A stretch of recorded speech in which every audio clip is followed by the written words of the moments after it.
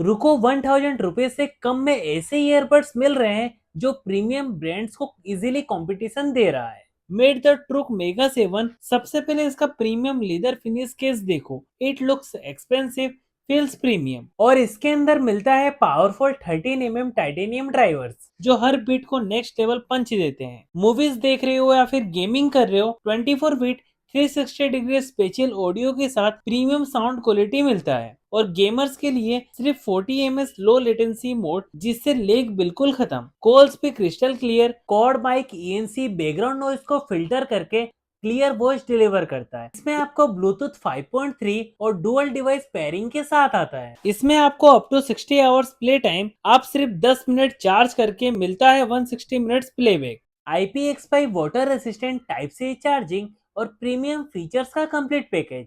तो बताओ, क्या Truke mega 7 is the best value for money earbuds right now? Comment below.